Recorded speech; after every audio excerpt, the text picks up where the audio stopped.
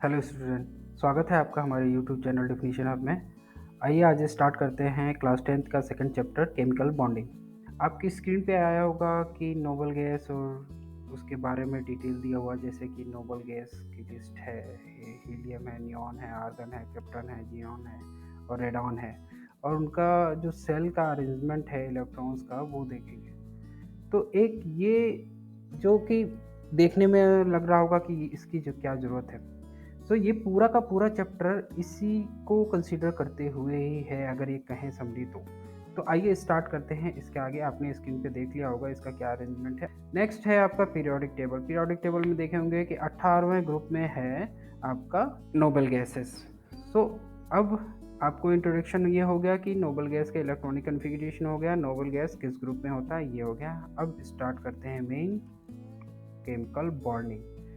तो chemical bonding ये है कि this distribution of electrons to form compound is called chemical bonding. अब केमिकल बॉन्डिंग की जरूरत क्या हो गई, क्यों जरूरत आई? हुआ ये कि केमिकल बॉन्डिंग की जरूरत इसलिए आई या इसलिए जरूरत पड़ी क्योंकि हर एलिमेंट का एटम, जो एटम्स है वो स्टेबल कंडीशंस में आना चाहता है। स्टेबल कंडीशंस में इसलिए कि क्योंकि जो नोबल गैस है वो स्टेबल कंडीशन में है और बाकी सारे के सारे एलिमेंट्स क्या हैं, काफ़ी हाईली रिएक्टिव हैं। किसी के पास इलेक्ट्रॉन ज़्यादा है, किसी के पास इलेक्ट्रॉन कम है, किसी कोई इलेक्ट्रॉन लेना चाहता है, कोई इलेक्ट्रॉन देना चाहता है, तो वो स्टेबल कंडीशन में नहीं है। तो क्या हुआ कि ये टेंडेंसी सभी एलिमेंट्स में है, सभी एलिमेंट्स के एटम्स में है कि वो इलेक्ट्रॉन्स को डोनेट करके, एक्सेप्ट करके या शेयर करके, कैसे भी करके वो एक स्टेबल कंडीशन में आ जाए। तो इस बेसिस पे ही ये बॉन्डिंग स्टार्ट हुई। तो इसीलिए कहा गया है रीडिस्ट्रीब्यूशन ऑफ इलेक्ट्रॉन। जो उनके पास इलेक्ट्रॉन है उनका जो डिस्ट्रीब्यूशन होगा, दोबारा से डिस्ट्रीब्यूट करेंगे आपस में और फॉर्म करेंगे क्या, एक कंपाउंड। तो अब आते हैं कि रीडिस्ट्रीब्यूशन क्या है, आप देखे होंगे। The atom to form compound may be achieved by transferring of electron. मैंने जैसा बताया था कि या तो इलेक्ट्रॉन ट्रांसफ़र करेंगे या तो इलेक्ट्रॉन ले लेंगे या इलेक्ट्रॉन का शेयर करके वो एटम्स स्टेबल कंडीशंस में आ जाएंगे। अब आता है क्या होता है compound. Chemical compound is a chemical substance composed from atom of different element. अगर मैं ये कहूँ कि डिफरेंट डिफरेंट एलिमेंट्स हैं, एक एलिमेंट्स इलेक्ट्रॉन डोनेट करने की टेंडेंसी है, एक एलिमेंट्स को इलेक्ट्रॉन एक्सेप्ट करने की टेंडेंसी है, तो वो दोनों एक बॉन्ड बना के और क्या करेंगे कि एक कंपाउंड क्रिएट कर देंगे। जैसे सोडियम इलेक्ट्रॉन डोनेट करने की टेंडेंसी है, क्लोरीन एक इलेक्ट्रॉन एक्सेप्ट करने की टेंडेंसी है, तो वो एक मिलके बॉन्ड बना लेंगे। तो ये तो हो गया कि क्यों बनता है, कैसे बनता है और उससे जो बनता है उसको क्या कहते हैं। अब आई टेंडेंसी कि कितने टाइप की होती है। तो अब रीडिस्ट्रीब्यूशन के हिसाब से अगर मैं कहूँ कि 3 टाइप के बॉन्डिंग होते हैं। आयनिक बॉन्ड, जिसको इलेक्ट्रोवैलेंट बॉन्ड भी कहते हैं, कोवैलेंट बॉन्ड और कोऑर्डिनेट बॉन्ड। आइए अब हम इनको सेपरेट सेपरेट और अच्छे से इनको फुल डिटेल में समझते हैं, इनके प्रॉपर्टी समझते हैं, किस पे डिपेंड करता है, क्या इफेक्ट करता है इन बॉन्ड्स पे, वो समझते हैं। तो पहला स्टार्ट करते हैं आयनिक बॉन्ड। ये जो बॉन्ड है इसमें 2 टाइप का एक्शन होता है। एक जो एटम होगा वो एक इलेक्ट्रॉन डोनेट करेगा और दूसरा इलेक्ट्रॉन एक्सेप्ट करेगा। तो जो इलेक्ट्रॉन डोनेट और एक्सेप्ट करने के बाद जो कंपाउंड बनेगा, जो कंपाउंड बनेगा वो आपस में एक दूसरे से बंधा होगा, और जब एक दूसरे से जो बंधा होगा, जो वो बॉन्ड आपस में बनाएंगे उसको कहलाते हैं आयनिक बॉन्ड। तो अब देखते हैं कि आयन क्या होता है। आयन क्या होता है, वो होता है चार्ज। आयंस को कहते हैं चार्ज, कि उस पर चार्ज कैसा है। तो जैसे हम यहाँ पे देखेंगे कि सोडियम क्लोरीन को एक इलेक्ट्रॉन डोनेट कर रहा है, तो सोडियम जब एक इलेक्ट्रॉन डोनेट कर रहा है तो उस पर आ जाएगा पॉजिटिव चार्ज, तो वो बन जाएगा कैटायन। और क्लोरीन यहाँ पे एक इलेक्ट्रॉन ले रहा है, यहाँ पे देखेंगे कि एक इलेक्ट्रॉन ले रहा है, तो उस पर आ जाएगा निगेटिव चार्ज और वो बन जाएगा एनायंस। तो ये हो गया, सोडियम हो गया पॉजिटिव चार्ज, क्लोरीन हो गया नेगेटिव चार्ज और पॉजिटिव नेगेटिव एक दूसरे को काफ़ी फोर्स ऑफ अट्रैक्शन से खींचेंगे। जाहिर सी बात है पॉजिटिव और नेगेटिव एक दूसरे को अट्रैक्ट करेंगे, और जब अट्रैक्ट करेंगे तो वो एक बॉन्ड बनाएंगे, और वो जो बॉन्ड बनेगा दोनों पे आयंस है, दोनों के बीच फोर्स ऑफ अट्रैक्शन लगेगा, और आयंस के बीच में जो बॉन्ड बना है वो कहलाएगा आयनिक या इलेक्ट्रोवैलेंट बॉन्ड। तो ये तो हो गया सोडियम क्लोराइड का एग्जाम्पल। आइए दो एग्जाम्पल्स और देखते हैं। मैग्नीशियम डाइक्लोराइड, तो MgCl2 ये कैसे फॉर्म होता है? आप देखेंगे कि इसमें जो एक्स्ट्रा या फिर कहेंगे आउटर मोस्ट सेल में जो कितने इलेक्ट्रॉन्स हैं, 2। क्लोरीन को रिक्वायर्ड कितनी है? आउटर मोस्ट सेल में 7 इलेक्ट्रॉन है, इस क्लोरीन में 1 इलेक्ट्रॉन रिक्वायर्ड है, इस क्लोरीन में 1 रिक्वायर्ड है। तो मैग्नीशियम क्या करेगा, इंडिविजुअल 1 इलेक्ट्रॉन इस क्लोरीन को दे देगा और 1 इलेक्ट्रॉन इस क्लोरीन को दे देगा, और फिर वो मैग्नीशियम पे क्योंकि ये 2 इलेक्ट्रॉन देगा तो इस पे 2 पॉजिटिव चार्ज आएगा, यहाँ पे एक क्लोरीन एक इलेक्ट्रॉन ले रहा है तो इस पे एक नेगेटिव चार्ज आएगा, और यहाँ पे क्लोरीन एक नेगेटिव चार्ज आएगा क्योंकि एक इलेक्ट्रॉन ले रहा है। तो ये मिलके दोनों या कहें कि तीनों मिलके आयनिक बॉन्ड बनाएंगे। तो ये जो कन्फिग्रेशन या ये इक्वेशंस जो आप देख रहे हैं, इसके थ्रू आप क्लियरली एक्सप्लेन या समझ सकते हैं कि कैसे आयनिक बॉन्ड बना है, और साथ में ये एग्जाम्पल भी है। थर्ड एग्जाम्पल देखते हैं कैल्शियम ऑक्साइड का। आप देखिए कैल्शियम के आउटर मोस्ट सेल में 2 इलेक्ट्रॉन हैं, ऑक्सीजन के आउटर मोस्ट सेल में 6 इलेक्ट्रॉन हैं, तो रिक्वायर्ड कितना है इसको स्टेबल होने के लिए? 2 इलेक्ट्रॉन और मिल जाएंगे तो ये स्टेबल में आ जाएगा, और ये 2 इलेक्ट्रॉन डोनेट करके स्टेबल कंडीशन में आ जाएगा। तो जब ये 2 इलेक्ट्रॉन डोनेट करेगा तो इस पे 2 पॉजिटिव चार्ज आ जाएगा, और ऑक्सीजन पे 2 नेगेटिव चार्ज आएगा जब ये 2 इलेक्ट्रॉन लेगा, और दोनों आयंस बन जाएंगे, और जब दोनों आयंस बन जाएंगे तो दोनों के बीच में फोर्स ऑफ अट्रैक्शन ज़्यादा होगा, और फिर ये आयनिक कंपाउंड बना देंगे। तो ये तो हो गए 3 एग्जाम्पल। अब आइए आगे देखते हैं कि क्या कंडीशंस होती हैं कि आयनिक बॉन्ड बनता है।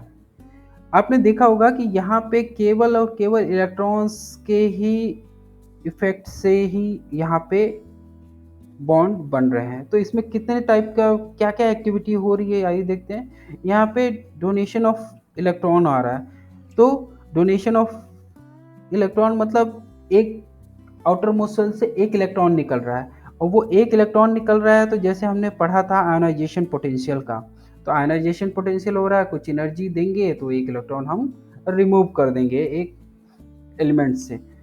एलिमेंट्स के एटम्स के आउटर मोस्ट सेल से। अब आया इलेक्ट्रॉन गेन। इलेक्ट्रॉन गेन क्या है? वो रिलेटेड है इलेक्ट्रॉन एफिनिटी से। जैसे कि इलेक्ट्रॉन एफिनिटी क्या है? The amount of energy release when we add an electron. तो इलेक्ट्रॉन गेन हो रहा है मतलब इलेक्ट्रॉन आउटर मोस्ट सेल में ऐड हो रहा है, तो वो किससे रिलेटेड है? इलेक्ट्रॉन एफिनिटी से। अब तीसरा क्या है कि टेंडेंसी ऑफ अट्रैक्ट इलेक्ट्रॉन। जाहिर सी बात है एक इलेक्ट्रॉन ले रहा है और एक इलेक्ट्रॉन दे रहा है, तो उसके टेंडेंसी होगी इलेक्ट्रॉन अट्रैक्ट करने की। वो किससे रिलेटेड है? इलेक्ट्रोनेगेटिविटी। तो आइए हम इन तीनों फैक्टरों को देखते हैं, ionization potential, electron affinity, electronegativity. इन तीनों को देखते हैं कि वो केमिकल बॉन्डिंग पे वो कैसे इफेक्ट डालते हैं।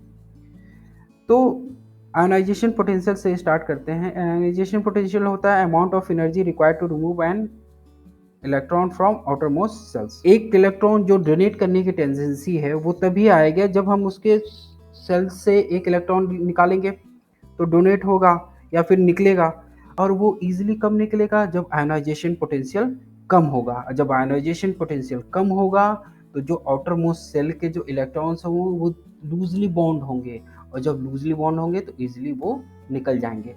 तो क्या इफेक्ट डालेगा कि आयनाइजेशन पोटेंशियल जितना ही कम रहेगा, इलेक्ट्रॉन डोनेट करना है या इलेक्ट्रॉन रिमूव करना उतना ही आसान हो जाएगा, और रिमूव जैसे ही इलेक्ट्रॉन डोनेट होगा वो क्या बन जाएगा? कैटायन बन जाएगा। तो आयनाइजेशन, तो एक थ्योरी ये निकल के आती है या ये कॉन्सेप्ट कंक्लूजन निकल के आता है, आयनाइजेशन पोटेंशियल जितना ही कम रहेगा कैटायंस बनाने में उतनी ही आसानी होगी।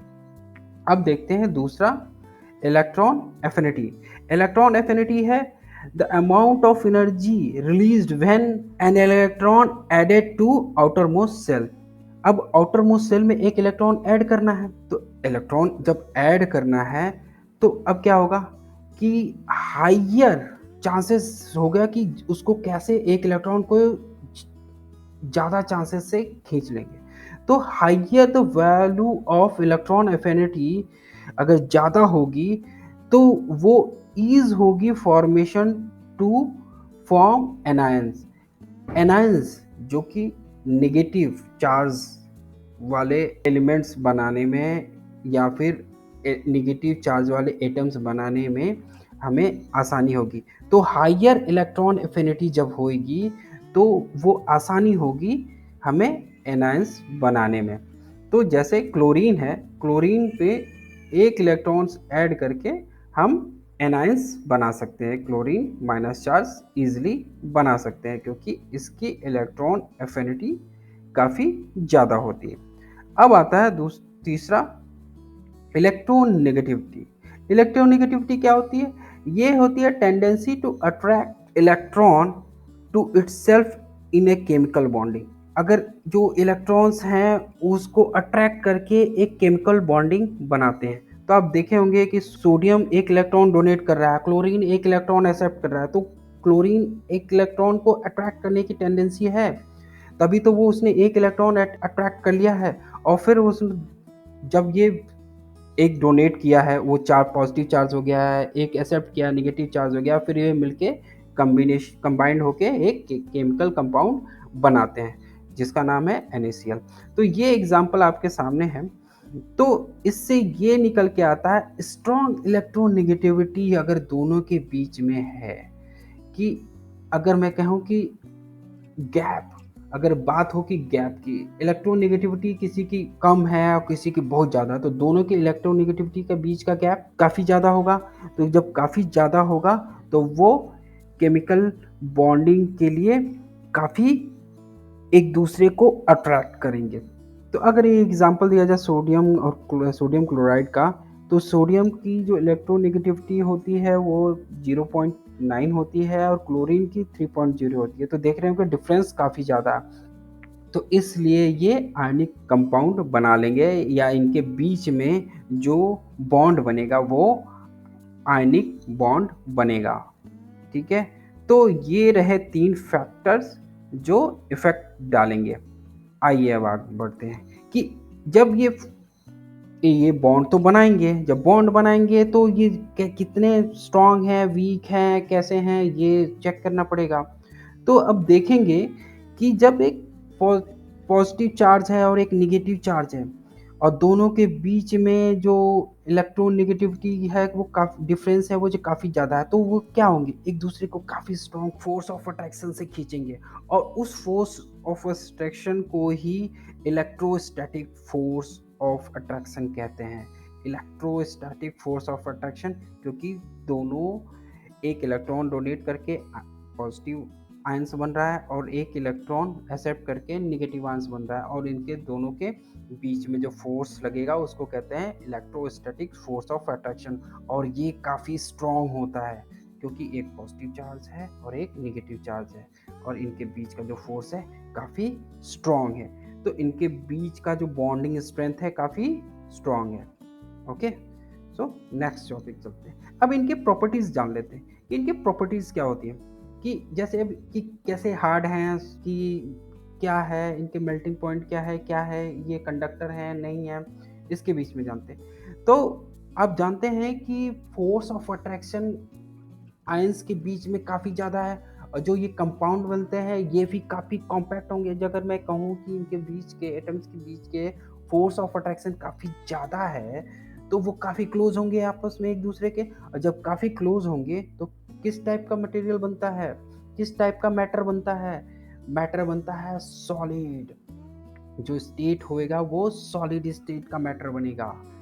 ओके, क्योंकि इनके बीच का जो फोर्स ऑफ अट्रैक्शन या फिर इलेक्ट्रोस्टैटिक फोर्स ऑफ अट्रैक्शन है वो काफ़ी स्ट्रॉन्ग है। तो ये किस फॉर्मेशन में फाउंड होंगे सॉलिड स्टेट में। अब आया कि इनका मेल्टिंग पॉइंट और बॉइलिंग पॉइंट हाई होगा। डेफिनेटली अगर मैं ये कहूँ कि एक दूसरे से ये काफ़ी स्ट्रॉन्ग फोर्स ऑफ अट्रैक्शन से बंधे हैं तो इनके लिए ज़्यादा एनर्जी लगेगी कि इनको एक दूसरे से अलग करने के लिए। तो जाहिर सी बात है अगर एक के बीच का एनर्जी अगर ज़्यादा लगी तो मेल्टिंग और बॉइलिंग पॉइंट भी ज़्यादा होगा। सो आयनिक कंपाउंड की जो मेल्टिंग पॉइंट और बॉइलिंग पॉइंट होता है काफ़ी हाई होता है। अब आया कि आयनिक कंपाउंड कंडक्टर होते हैं, गुड कंडक्टर होते हैं, लेकिन इनके स्टेट पे डिपेंड करता है कि ये किस स्टेट में हैं तो वो कंडक्टर हैं, किस स्टेट में है तो वो कंडक्टर नहीं होंगे। तो अब ये जानते हैं कि क्या रिक्वायर्ड होता है।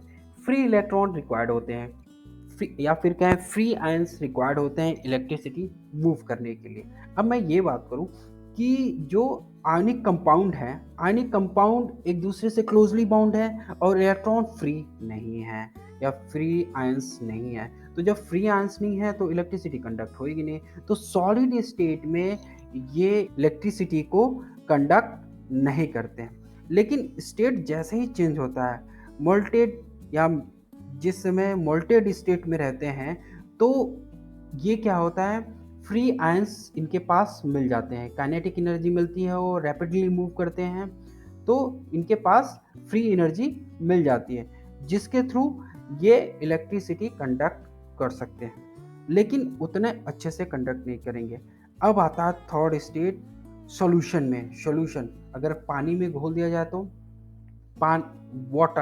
वाटर आयनिक कंपाउंड को इजीली डिसॉल्व कर लेता है, या वाटर में आयनिक कंपाउंड होते हैं वो इजीली डिसॉल्व हो जाते हैं। तो अब ये बोलूं कि जब इसको वाटर में सॉल्यूशन बनाया जाएगा इसका या आयनिक कंपाउंड का, जैसे सोडियम क्लोराइड का ही, अगर उसको मैं आयनिक कंपाउंड उस कंपाउंड का अगर सॉल्यूशन बना दूं तो आयंस एक दूसरे से अलग अलग हो जाएंगे और फिर उसके बाद अच्छे से गुड कंडक्टर की तरह बिहेव करेंगे। तो ये है कि आयनिक कंपाउंड गुड कंडक्टर हैं लेकिन सॉल्यूशंस में है, सॉलिड स्टेट में नहीं है। मोल्टेड में है, कंडक्ट करते हैं, और उससे सबसे बेस्ट किस कंडीशन में कंडक्टर होते हैं, वो सॉल्यूशन स्टेट में। Thanks for watching. Should you have any query or suggestions or need tutorial on any specific topic, then let us know in comment section. Please subscribe to our channel to stay tuned for more videos.